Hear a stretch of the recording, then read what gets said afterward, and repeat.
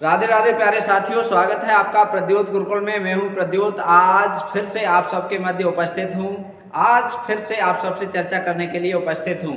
जी हां, प्रद्योत गुरुकुल देख रहे हैं आप, और प्रद्योत गुरुकुल आपकी सफलता के लिए लगातार प्रयासरत है और आपकी सफलता के लिए लगातार वीडियो आपको उपलब्ध करा रहा है। प्रद्योत गुरुकुल यूट्यूब चैनल के माध्यम से हम लोग चर्चा करते हैं हिंदी साहित्य और हिंदी व्याकरण पर। अभी वर्तमान समय में तो हिंदी साहित्य और हिंदी व्याकरण पर हमारी जो चर्चा है वो लगातार हो रही है। और आज हमारी चर्चा का विषय हिंदी काव्य शास्त्र मान लीजिए, और चाहे व्याकरण में मान लीजिए, काव्य सौंदर्य के तत्व जो होते हैं उनमें से एक तत्व है रस। उस पर हम लोग चर्चा कर रहे हैं। रस पर पहली वीडियो कल हमने आपको उपलब्ध कराई थी, पहली क्लास हमने कल आपको उपलब्ध कराई थी। आपको बहुत अच्छी लगी, रस की क्लास बहुत अच्छी पसंद आई आपको। तो रस पर आधारित आज हम दूसरी क्लास लेकर आए हैं, और आज फिर से हम चर्चा करेंगे रसों पर। जीवन ही रस है और रस के बिना जीवन नीरस है। कैसा है? नीरस। तो जीवन को रसीला बनाइए, रस से युक्त कीजिए, ठीक है। और क्या होता है कि हम अपने कार्यों में, अपने लक्ष्य को प्राप्त करने में और जो भी दुनियादारी है उसमें इतने उलझ जाते हैं कि हम आनंद लेना भूल जाते हैं जीवन का। तो जीवन को आनंद के साथ जिए, कोई भी कार्य करिए आनंद के साथ कीजिए और रस की सार्थकता को सिद्ध कीजिए। चलिए भाई, तो आज हम चलते हैं सीधे क्लास में। रस स्पेशल क्लास 2 हिंदी के सभी परीक्षार्थियों के लिए ये उपयोगी है। कोई भी परीक्षा हो जहां रस का पाठ्यक्रम लगा हुआ है वहां ये उपयोगी रहेगी। चलो भाई, तो कल हम रस पर बात कर रहे थे आचार्य भरत मुनि के संबंध में। आचार्य भरत मुनि को रस सिद्धांत का प्रवर्तक माना जाता है। और आचार्य भरत मुनि कुछ विद्वान पहली शताब्दी, दूसरी शताब्दी या आगे पीछे इनका ईसा पूर्व भी कुछ मानते हैं, अलग अलग समय मानते हैं। और इन्होंने नाट्य शास्त्र लिखा, 36 अध्याय 5000 श्लोक इन्होंने लिखे। उस नाट्य शास्त्र का इन्होंने जो उसमें रस सूत्र दिया, उस रस सूत्र पर आधारित आगे रस संप्रदाय आगे बढ़ा है। तो आज हम लेकर आए हैं वहीं से जहां से हमने आपको कल क्लास छोड़ी थी, उससे आगे बात करेंगे। भरत मुनि पर हम लोग बात कर रहे थे, तो आगे अगली क्लास में हम भरत मुनि से ही शुरुआत करते हैं कि भरत मुनि ने और क्या कहा है। तो ये आप देख लीजिए, आपको सही दिख रहा है बिल्कुल, ठीक है। चलो, भरत मुनि ने तो यहाँ तक कहा, क्या कहा है भरत मुनि ने, ठीक है। तो ये सूत्र है भरत मुनि का जो हम आपके लिए यहाँ पर हमने लिखा हुआ है। नहीं रसादृते कश्चिदर्थ प्रवर्तते। ये सूत्र आपको नोट करना है, ठीक है। यह पहली बात तो ये पूछा जा सकता है कि ये कथन किसका है। नहीं रसादृते कश्चिदर्थ प्रवर्तते। तो ये कथन किनका है? भरत मुनि का है। कौन से ग्रंथ से है? नाट्य शास्त्र से है। देखो, लिखने में थोड़ा सा समय ज़्यादा लगता था, इसलिए हमने कुछ चीज़ें यहाँ पर नोट कर ली हैं, कुछ हम साथ के साथ भी लिखेंगे। ज़्यादा समय लगता है, वीडियो हमारे पास भी कम समय है, तो फिर वीडियो लंबी होती है, आपको भी लगता है कि वीडियो बड़ी हो रही है। चलो कोई बात नहीं, लेकिन नहीं रसादृते कश्चिदर्थः प्रवर्तते, इसका अर्थ क्या है हिंदी में, ठीक है। डॉक्टर नगेंद्र जी ने भी इसका अर्थ बताया है। क्या बताया है? रस के बिना नाट्य का कोई अन्य अर्थ प्रवर्तित नहीं होता। प्रवर्तित ही नहीं होता, ही भी लगा हुआ है। ही क्या है इसमें? आप बताइए, आपने व्याकरण पढ़ा है, तो ही क्या है? ही क्या है, ठीक है। ही आया है, ही क्यों आता है और ही क्यों आया है यहाँ? यदि ये कहा जाता कि रस के बिना नाट्य का कोई अन्य अर्थ प्रवर्तित नहीं होता, तो क्या गलत हो जाता? ही शब्द क्यों लगा है यहाँ पर? ही का अर्थ क्या है और ये ही कब प्रयुक्त होता है, बताइए। ठीक है, तो रस के बिना नाट्य का कोई अन्य अर्थ प्रवर्तित ही नहीं होता, ये कहा है भरत मुनि ने, ठीक है। तो ये बहुत महत्वपूर्ण कथन है, इस कथन को आप नोट रखेंगे, वेरी इंपॉर्टेंट है परीक्षा की दृष्टि से, ठीक है।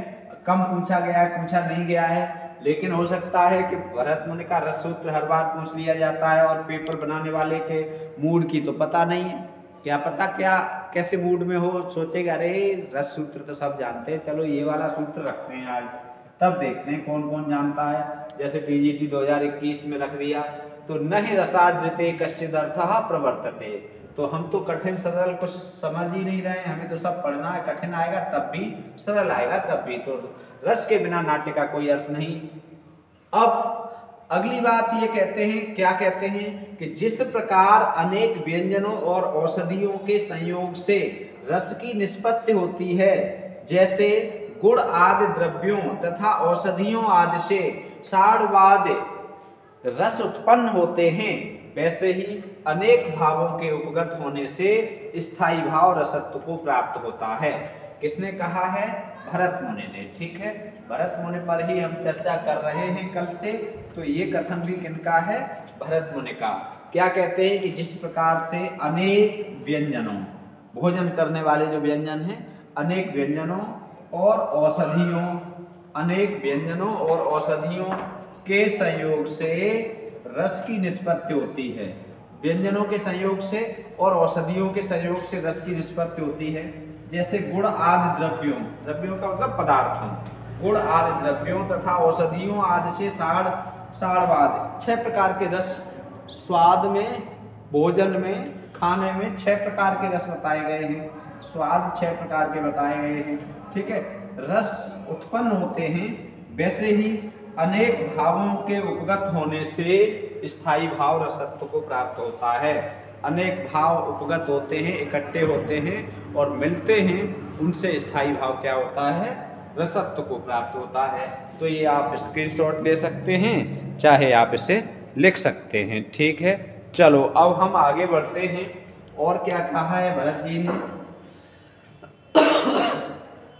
वही है, कुछ थोड़ा सा शब्दों का फेर है, बदल के कई बार आता है, तो हमने वो भी यहाँ पर नोट कर दिया है। जिस प्रकार अनेक प्रकार के व्यंजनों से युक्त अन्न भोग करते हुए स्वस्थ पुरुष आनंद की प्राप्ति करते हैं।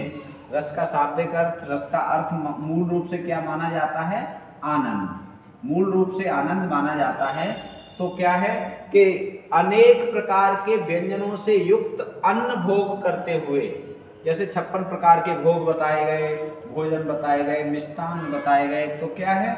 स्वस्थ पुरुष आनंद की प्राप्ति करते हैं। उसी प्रकार विभाव, अनुभाव, संचारी भावों से संपन्न स्थायी भावों का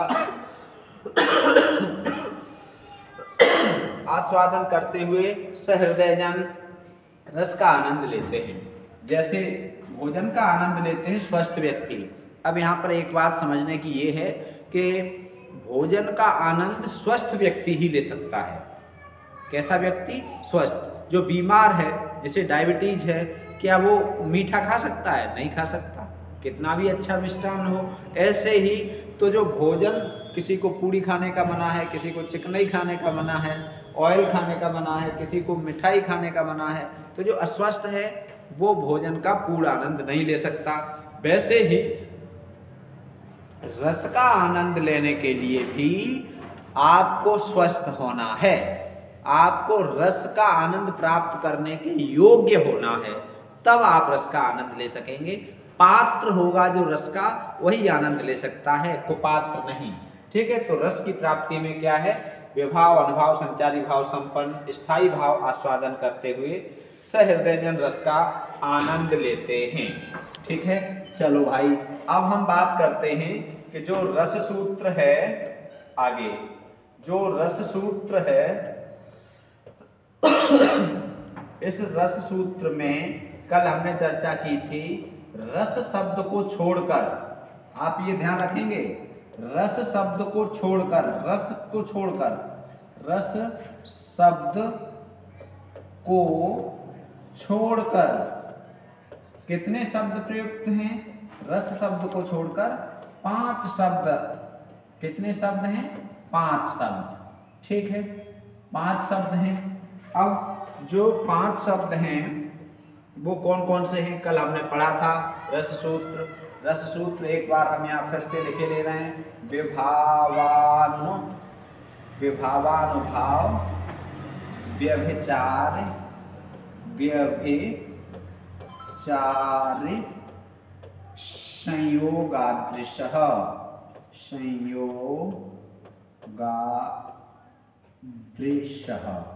ये हमने कल लिखा था, शीघ्रता से हमने आप आज लिख दिया। अब इसमें रस शब्द को छोड़कर 5 शब्द हैं, ये भी हमने आपको बता दिया था। अब देखो, पहला तो है विभाव, ठीक है। दूसरा क्या है? दूसरा है अनुभाव, ये भी हमने आपको बता दिया है। तीसरा है व्यभिचारी भाव। हम क्यों लिख रहे हैं अभी आपको स्पष्ट हो जाएगा। व्यभिचारी भाव, इन्हीं व्यभिचारी भाव को संचारी भाव भी कहा जाता है। इसके बाद चौथा है, वो है संयोग, संयोग, ठीक है। विभाव, अनुभाव, व्यभिचारी भाव और चौथा क्या है? संयोग, ठीक है। विभाव, अनुभाव, व्यभिचारी भाव और चौथा क्या है? संयोग है, संयोग, ठीक है। ठीक है, तो तीसरा हो गया व्यभिचारी भाव और चौथा क्या है? संयोगादृशः। यहाँ पर ये एक और छूट रहा है, ये निष्पत्ति है, ठीक है। संयोगादृशः निष्पत्ति, ऐसे निष्पत्ति, ठीक है। यहां से हम चाहेंगे इन्हें हटा के और एक कर सकते हैं चाहे तो, ठीक है, लेकिन दूर है, कोई बात नहीं। संयोगादृशः निष्पत्ति। अब 5वां शब्द क्या है? निष्पत्ति, निष्पत्ति, ठीक। अब ये 5 शब्द हैं रस शब्द को छोड़कर। कौन से शब्द को छोड़कर? रस शब्द को छोड़कर ये 5 शब्द हैं रस सूत्र में। अब देखो, जब ये 5 हैं तो अब ये जो 3 हैं, इन तीनों पर किसी प्रकार की कोई आपत्ति किसी को नहीं हुई। अब इनका जो अर्थ दिया गया है, इन दो का अर्थ जो भरत मुनि ने दिया, बाद वाले आचार्य इनके अर्थ से संतुष्ट नहीं हुए। ये संयोग क्या है और निष्पत्ति क्या है, इससे संतुष्ट नहीं हुए। तो फिर क्या हुआ? इन शब्दों की व्याख्या करना शुरू कर दिया आचार्यों ने। तो इस रस सूत्र के प्रथम व्याख्याता, ठीक है, इस रस सूत्र के प्रथम व्याख्याता कौन है, ये भी पूछा जाता है। तो इस रस सूत्र के प्रथम व्याख्याता हैं, जो फर्स्ट व्याख्याता हैं, यहाँ हम फर्स्ट लेके दे रहे हैं, वो है भट्टलोल्लट। कौन है? भट्टलोल्लट, ठीक। इन्होंने व्याख्या की। दूसरे व्याख्याता कौन है इस रस सूत्र के? तो दूसरे जो व्याख्याता है इस रस सूत्र के, वो हैं आचार्य शंकुक। कौन है? आचार्य शंकुक, ठीक। तीसरे व्याख्याता कौन है? थर्ड। इसका मतलब होता है थर्ड, सेकंड, फर्स्ट, ठीक है। और इसके साथ ST नहीं लगता है, ठीक। ये अपने आप में प्रथम, अपने आप में ही ये फर्स्ट है, ध्यान रखें, ठीक है। तो ये क्या है? थर्ड। अब थर्ड में क्या है? तीसरे में क्या है? तीसरे में थे भट्टलोल्लट, शंकुक, और तीसरे थे आपके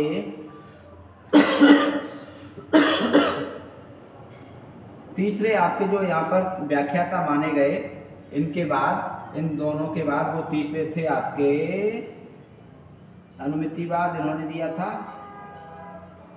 भट्टनायक, ऐसे लेके दे रहा हूं, ठीक है। भट्टनायक, ये लो नायक, ठीक है। और चौथे थे अभिनवगुप्त, अभिनवगुप्त, ऐसे लिखे दे रहा हूं, ठीक है। अब देखो, ये 4 व्याख्याता हैं, ये भी पूछा जाता है मुख्यतः, और भी थे लेकिन ये 4 मुख्य व्याख्याता हैं रस सूत्र के व्याख्याता। इन्होंने मुख्यतः किन शब्दों पर चर्चा की है? संयोग पर और निष्पत्ति पर। अब इन्होंने ये किस संप्रदाय से संबंधित थे, इन्होंने किस शब्द का क्या अर्थ बताया है, क्या क्या इससे संबंधित है, हमने एक वीडियो आपको रस सूत्र के व्याख्याताओं की दे दी है ट्रिक से, तो हम इस पर ज्यादा बात नहीं करेंगे, आप उस वीडियो को देख लेंगे। लेकिन यहाँ पर हम इतनी चर्चा जरूर करेंगे कि भट्ट लोलट का सिद्धांत आरोपवाद कहलाता है या उत्पत्तिवाद कहलाता है। क्या कहलाता है? आरोपवाद, या इसी को कह देते हैं उत्पत्तिवाद। शंकुक का क्या कहलाता है? अनुमित्यवाद कहलाता है, अनुमित्यवाद। ठीक है। तीसरे हैं भट्ट नायक का भुक्तिवाद या भोगवाद कहलाता है। ठीक है, ये आप याद रखेंगे। चौथा है अभिनव गुप्त का अभिव्यक्तिवाद कहलाता है, ये भी आप याद रखेंगे। ठीक है, अभिव्यक्तिवाद। ठीक है, अभिव्यक्ति इन्होंने माना है, इन्होंने भोग, अनुमिति और इन्होंने आरोप या उत्पत्ति। अब हम यहाँ पर ये आपको बताने की कोशिश कर रहे हैं कि ये जो सिद्धांत हैं, ये जो सिद्धांत आप देख रहे हैं स्क्रीन पर, इनमें से इन तीनों का कोई भी ग्रंथ उपलब्ध नहीं है। ये पहले तीन ऐसे सिद्धांत हैं या इन आचार्यों का कोई भी ग्रंथ उपलब्ध नहीं है। ग्रंथ उपलब्ध है अभिनव गुप्त का, और उसका नाम क्या है? उसका नाम है अभिनव भारती। किस नाम से उपलब्ध मिलता है? अभिनव भारती।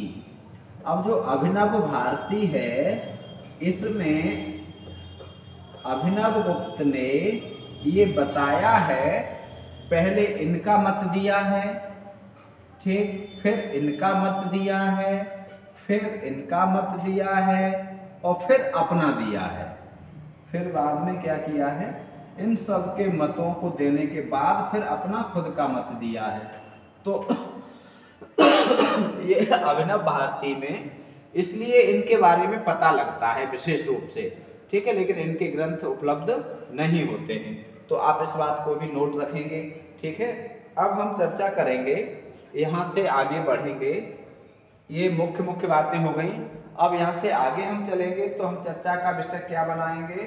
चर्चा का विषय हम ये बनाएंगे कि रस के बारे में, रस का स्वरूप क्या है, रस का स्वरूप क्या है, ये हम पहले जानेंगे। ठीक है, तो रस के स्वरूप के बारे में भाई हमें जानना बहुत जरूरी है। स्वरूप के बारे में जानना हमें बहुत जरूरी है। ठीक है, चलो भाई इसे हम आगे बढ़ाते हैं, नई स्लाइड पर चल रहे हैं। चलो, रस का स्वरूप क्या, ये लो, रस का स्वरूप सही दिख रहा है आपको? ठीक, रस का स्वरूप। अब ये स्वरूप क्या होता है?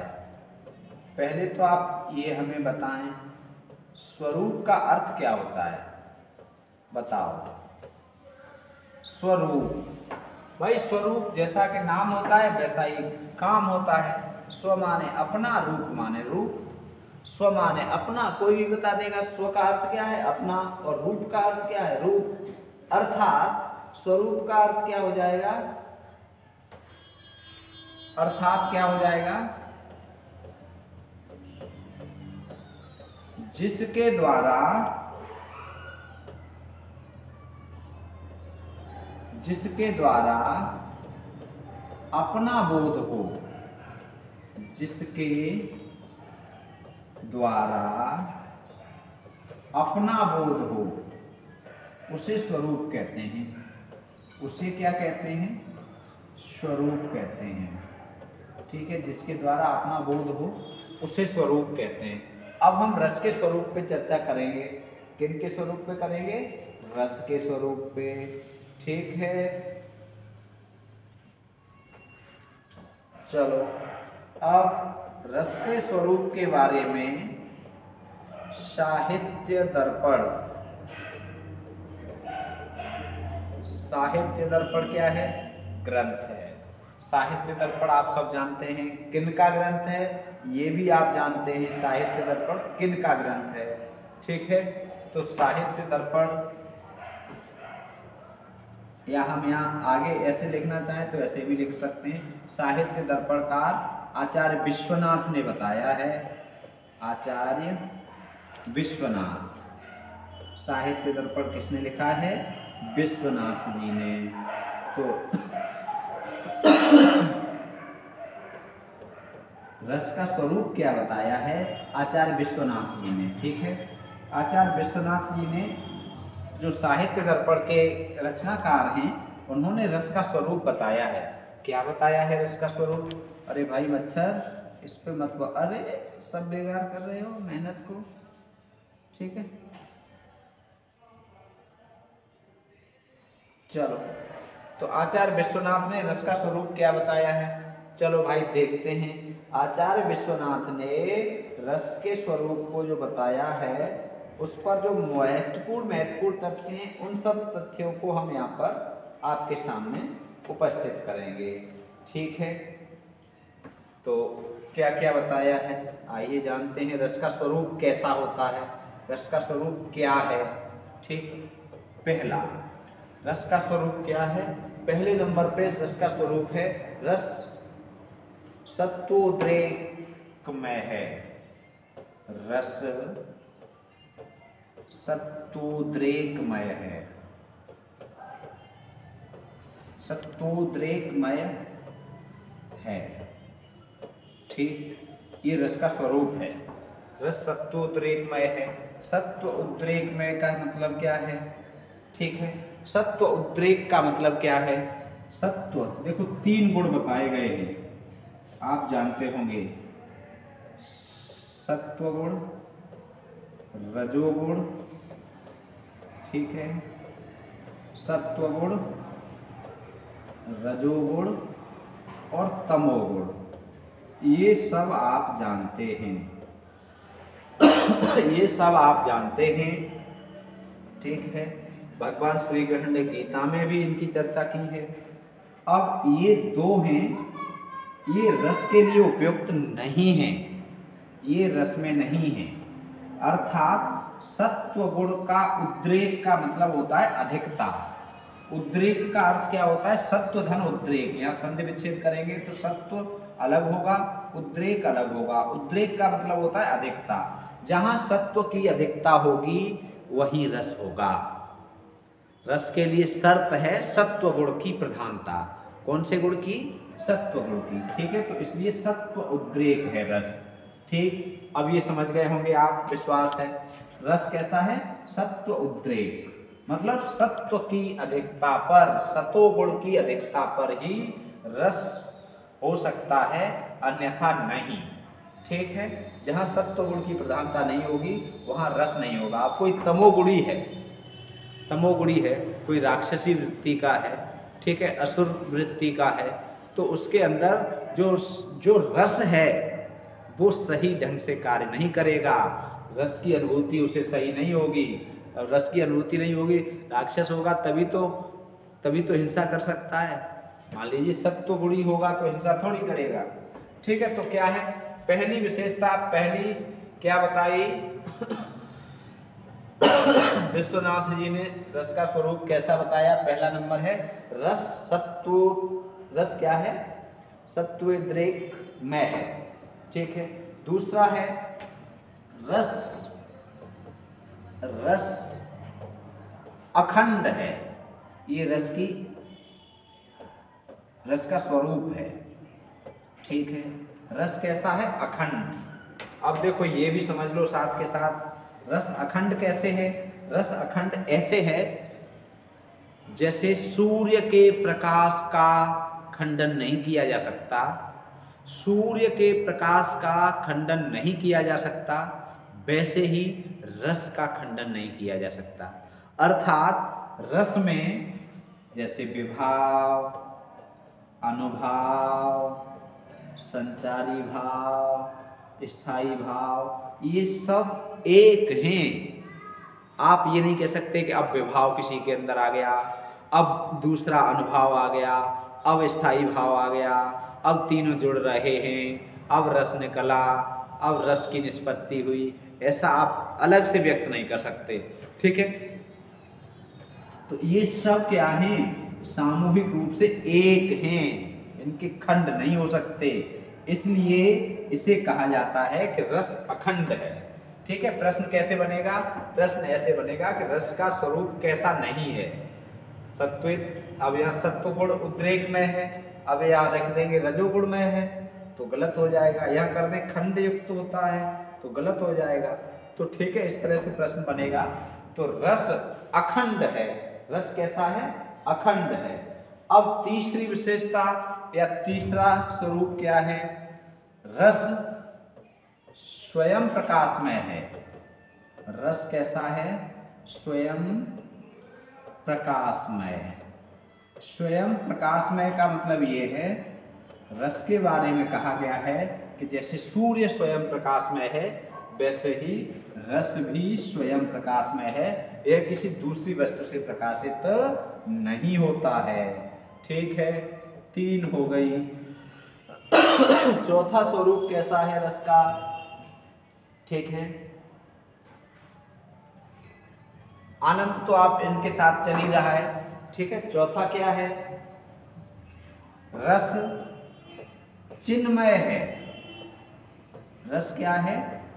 चिन्मय है। अब भाई चिन्मय शब्द आ गया, इसका अर्थ क्या है? ये चिन्मय का अर्थ यदि आपको आ रहा है तो भाई कमेंट बॉक्स में लिख दो। आपको आ रहा है तो कमेंट बॉक्स में जरूर लिख दीजिए, बताइए क्या है चिन्मय का अर्थ। चिन्मय का अर्थ बताओ कमेंट करके। चिन्मय का अर्थ होता है पूर्ण विशुद्ध ज्ञानमय। चिन्मय का अर्थ क्या होता है? पूर्ण विशुद्ध ज्ञानमय। अर्थात रस कैसा है? पूर्ण या विशुद्ध ज्ञान से युक्त है, ज्ञानमय है, रस चिन्मय है। ठीक है, रस कैसा है? रस चिन्मय है। ठीक, अगला है पांचवा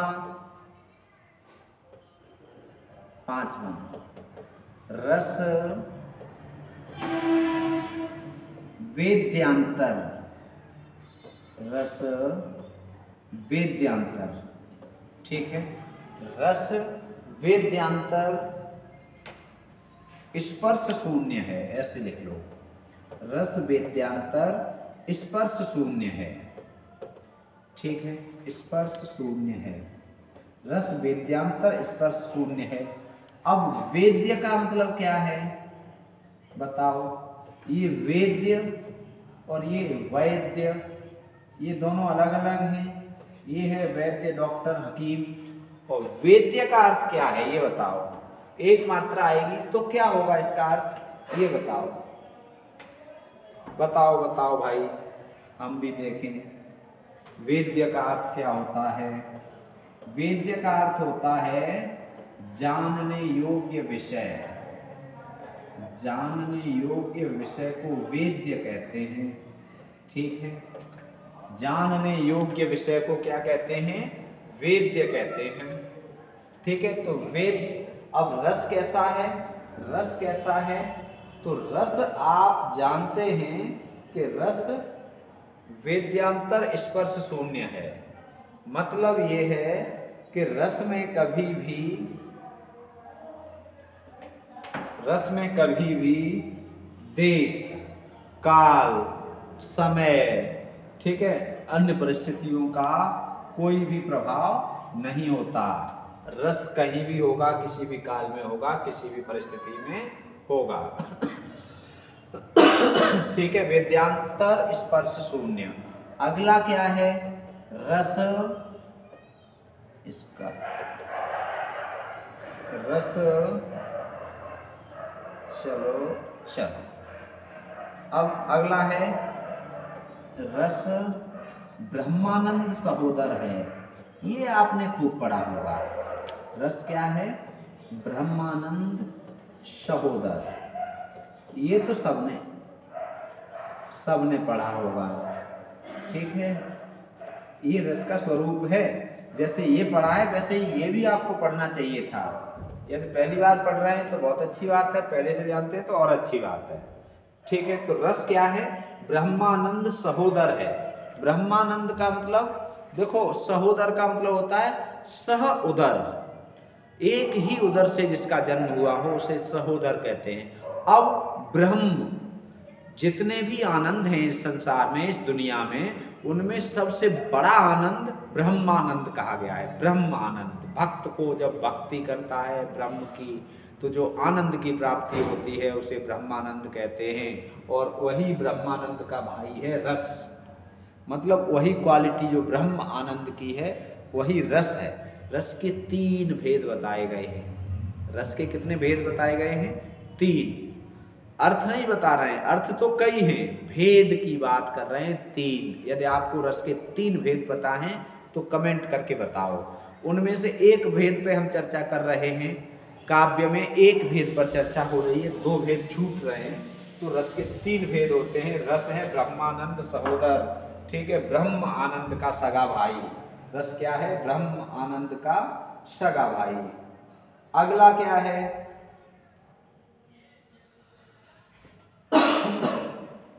रस 7वां, रस लोकोत्तर चमत्कार प्राण है। रस लोकोत्तर चमत्कार प्राण है, ठीक है। रस क्या है?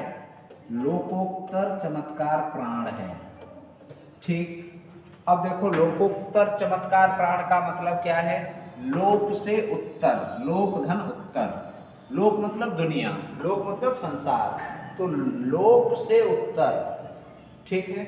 हम कह सकते हैं कि जो रस होता है वो अनिर्वचनीय है, इंद्रियों के भोग से ऊपर है।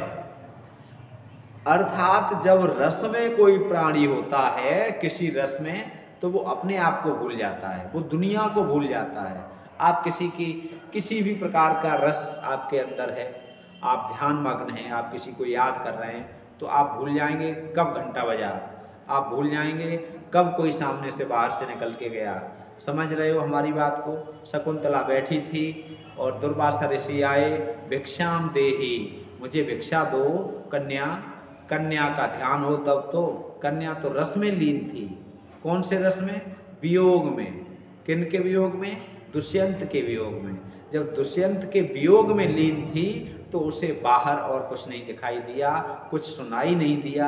ये स्थिति होती है लोकोत्तर चमत्कार प्राण की, ठीक है। जैसे प्राण होते हैं, आत्मा होती है, आत्मा अन्य सारी दुनिया से अलग होती है, सत्य के साथ होती है, वैसे ही होता है रस, ठीक है। तो रस लोकोत्तर चमत्कार प्राण है, ठीक है। अब क्या है?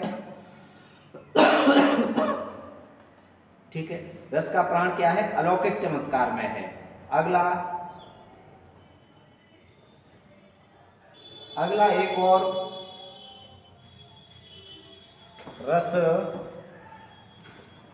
8वां, रस स्वाकार वद भिन्न है। रस स्वाकार वद भिन्न है, ठीक है। अब इनका संधि विच्छेद करेंगे तो स्वधन आकार। स्वधन क्या हो जाएगा? आकार। स्व का मतलब क्या है और आकार का मतलब क्या है? तो रस क्या है? स्व आकार वद भिन्न है, ठीक है। तो स्व आकार वद भिन्न है।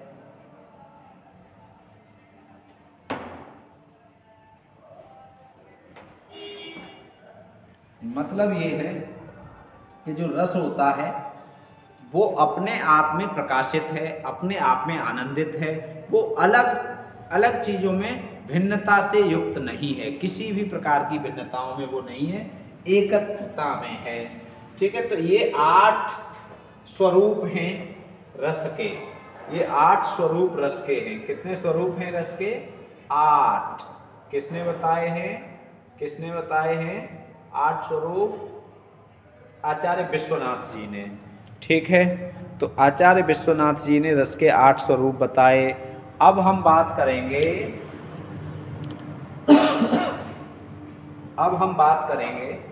काय की बात करेंगे। यहाँ एक बात और कर ले रहे हैं, फिर चलेंगे रसों पर। एक बात यहाँ पर आचार्य शुक्ल जी ने, आचार्य शुक्ल जी भी रसवादी आचार्य थे, ठीक है।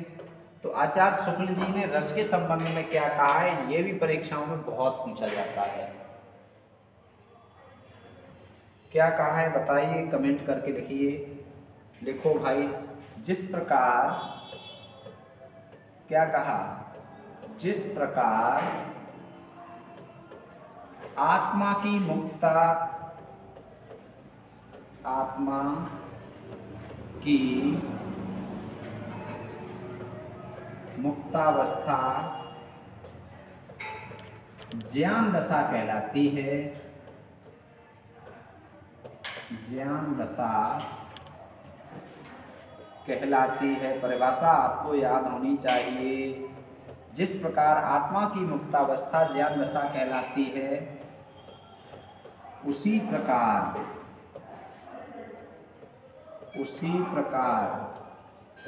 हृदय की मुक्तावस्था, हृदय की मुक्तावस्था, हृदय की मुक्तावस्था रस दशा कहलाती है। क्या कहलाती है, रस दशा कहलाती है, रस दशा कहलाती है,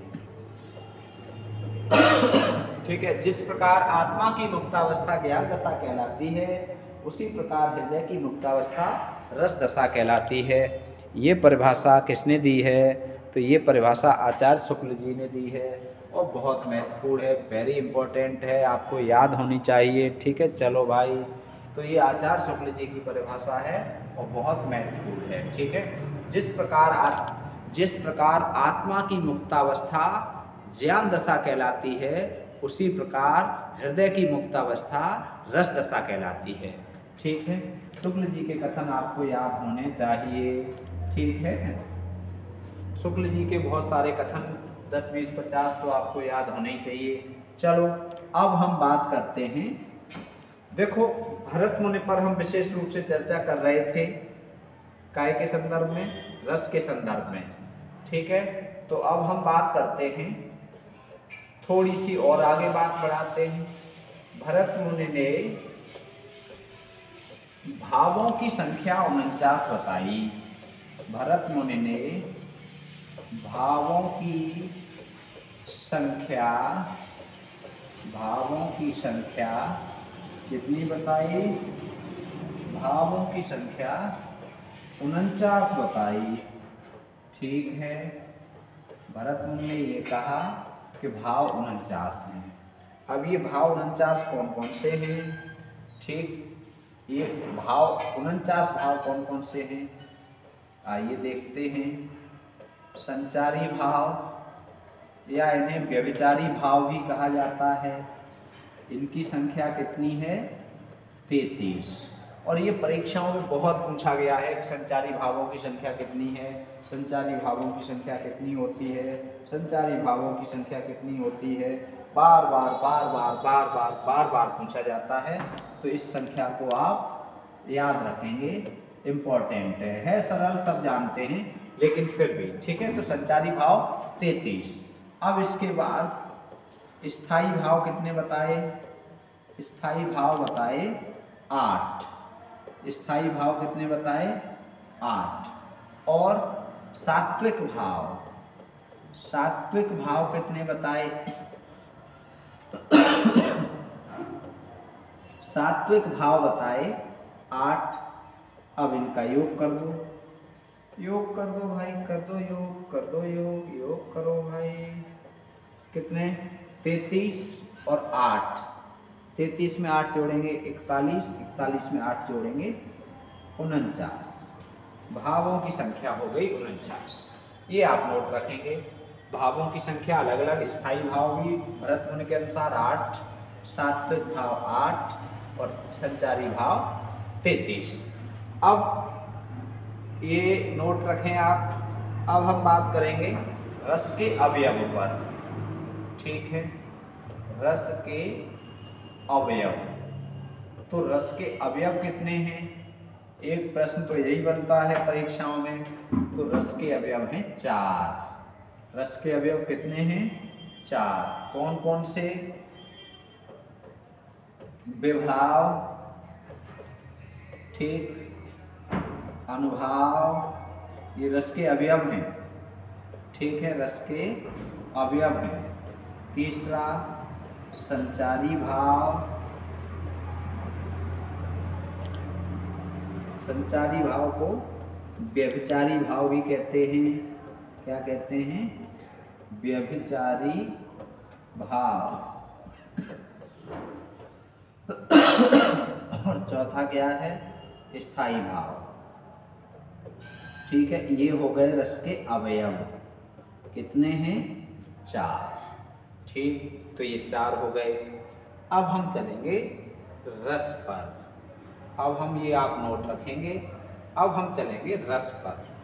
ठीक है, चलो भाई, तो रस पर चर्चा करते हैं। तो रस पर चर्चा करने के लिए हम यहाँ पर सबसे पहले हमने लिखा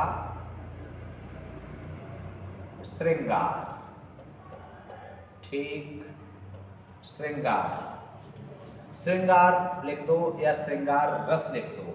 ठीक है, लेकिन यदि स्पेस की कमी पड़ेगी तो फिर रस सब थोड़ा सा समस्या करेगा। ठीक, श्रृंगार, श्रृंगार के बाद हमने यहाँ पर लिख दिया हास्य। ठीक, दूसरा तीसरा क्या लिख दिया? रौद्र। ठीक, चौथा क्या लिख दिया?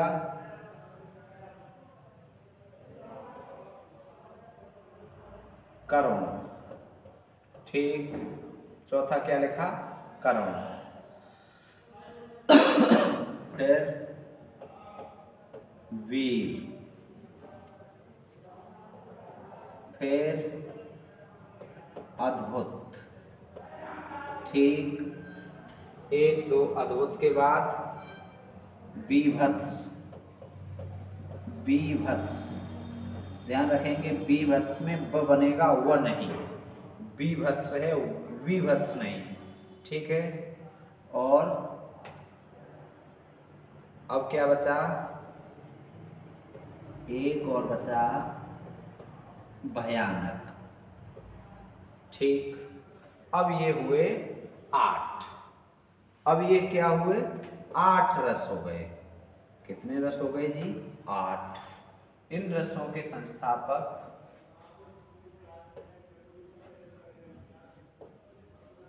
इन रसों को भरत मुनि, ये थोड़ा सा स्पेस कम बच रहा है इसीलिए तो कर रहे थे। चलो इधर करे ले रहे हैं। कौन? भरत मुनि। ठीक, इसमें भी भरत मुनि। हम भाई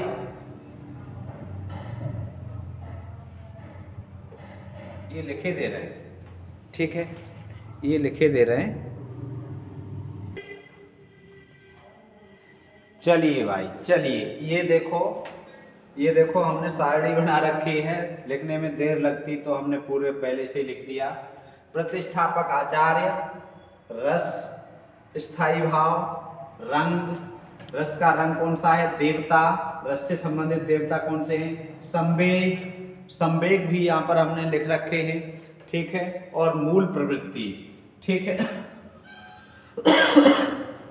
मनोविज्ञान में संवेग होते हैं और मनोविज्ञान में ही मूल प्रवृत्तियां होती हैं। और मैं भी मनोविज्ञान का शिक्षक हूँ, हिंदी का भी हूँ। ठीक है, B.Ed, M.Ed, नेट, JRF, तो मनोविज्ञान में भी मैंने पढ़ाई की हुई है, तो मनोविज्ञान को भी हिंदी से जोड़ के एक साथ पढ़ेंगे। चलिए देखते हैं।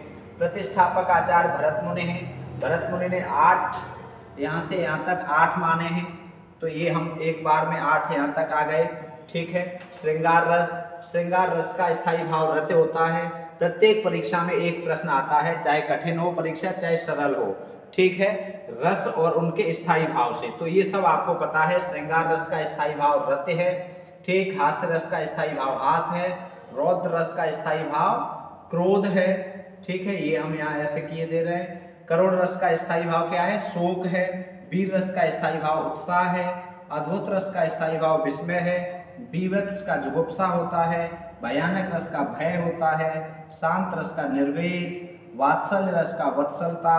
भक्ति रस का ईश्वर प्रेम और प्रेयान रस का स्नेह। यहाँ हमने लिखा है उद्भट ने शांत रस की स्थापना की है, विश्वनाथ जी ने वात्सल्य रस को, रूप गोस्वामी ने भक्ति रस को और रुद्रट ने प्रेयान रस को। प्रेयान रस का स्थायी भाव स्नेह है, ठीक है। मुख्यतः भरत मुनि ने 8 माने हैं। यहाँ संख्या चाहो तो डाल सकते हो आप, ठीक है। 1 2 3 4 5 6 7 8, ठीक है, यहाँ तक 8 है। फिर इसके बाद 9वां है, 10 11 है और 12 है। अब हम बात करते हैं रंग की। तो श्रृंगार रस श्याम रंग, श्रृंगार रस का रंग कैसा है? श्याम, ठीक है, ठीक। अब ऐसे याद कर सकते हैं, इसका देवता कामदेव माने जाते हैं, ठीक है, कुछ लोग विष्णु भी मानते हैं। और संवेग इससे जुड़ा हुआ काम संवेग है, ठीक है, सेक्स। और ये है काम प्रवृत्ति। तो ये काम प्रवृत्ति काम संवेग से जुड़ी हुई है, अर्थात श्रृंगार रस से जुड़ी हुई है, ठीक है। अब दूसरा है हास्य रस। हास्य रस के देवता हैं प्रमथ, ठीक है, श्वेत रंग होता है और प्रमथ देवता है। श्वेत रंग होता है, ध्यान रखेंगे, हास्य रस का। और प्रमथ शंकर के गढ़ों को कहते हैं, शंकर के गढ़ जो हंसाने वाले होते हैं, ठीक है। तो हास संवेग है और आमोद इसका मूल प्रवृत्ति है। क्रोध का लाल, आंखें लाल हो जाती हैं क्रोध में, तो क्रोध का रंग लाल होता है। रुद्र देव होते हैं, भगवान शिव ने क्रोध में ही रुद्र रूप धारण किया था और इसका संवेग क्रोध और युत्सा युद्ध करने की इच्छा इसकी मूल प्रवृत्ति है, ठीक है। करुण रस स्थायी भाव शोक है और इसका रंग कपोतवत है और इसके देवता यम हैं और इसका संवेग दुख है और शरणागति इसका मूल प्रवृत्ति है। वीर रस का उत्साह स्थायी भाव है। हेम, हेम का मतलब सोने जैसा रंग। महेंद्र इसके देवता हैं, उत्साह इसका संवेग है और अधिकार भावना इसकी मूल प्रवृत्ति है, ठीक है। अद्भुत रंग, अद्भुत रस विस्मय इसका स्थायी भाव है और पीत रंग होता है। गंधर्व इसके देव हैं, आश्चर्य इसका संवेग है और कौतूहल इसका मूल प्रवृत्ति है, ठीक है। जुगुप्सा नीला रंग होता है, महाकाल देव माने जाते हैं और ये घृणा इसका संवेग होता है। जुगुप्सा और घृणा एक ही बात है, ठीक है, और निवृत्ति इसकी मूल प्रवृत्ति है। इसके बाद भय, ये कृष्ण रंग का होता है, काल इसके देव हैं और भय ही इसका संवेग है। और पलायन भागने की इच्छा, ठीक है, भागने की प्रवृत्ति पलायन कहलाती है, तो मूल प्रवृत्ति है, ठीक है। निर्वेद, इसके बाद अब है शांत रस। निर्वेद इसका स्थायी भाव है, इसे सम भी कहते हैं और कुंद पुष्प के तरह इसका रंग माना जाता है, धवल या श्वेत। कुंद पुष्प श्वेत रंग का होता है। चंद्रमा कैसी रोशनी, चंद्रमा की जो चांदनी होती है उसका रंग। विष्णु या लक्ष्मी नारायण इसके देव हैं। दैन्य इसका संवेग है, आत्महीनता इसकी मूल प्रवृत्ति है। अब जो है वत्सलता, तो इसमें वत्सलता संवेग है, मातृभावना इसकी मूल प्रवृत्ति है। भक्ति ईश्वर प्रेम, ये भक्ति भावना है, ठीक है। तो अब ये एक बात यहाँ पर स्पष्ट ये कर दें कि जो भी एक बात यहाँ स्पष्ट ये कर दें हम आपको कि जो प्रेम होता है वो 3 प्रकार का होता है। पति पत्नी का प्रेम रति, संतान के प्रति प्रेम वो होता है वात्सल्य, और ईश्वर के प्रति प्रेम होता है, उसे हम भक्ति कहते हैं, ठीक है। तो क्लास लंबी हो रही है, आज की क्लास यहीं पर ऑफ करते हैं। यहाँ से आगे फिर से कल पढ़ेंगे नई क्लास में। स्वस्थ रहें, मस्त रहें और व्यस्त रहें। राधे राधे। जय हिंदी, जय भारत।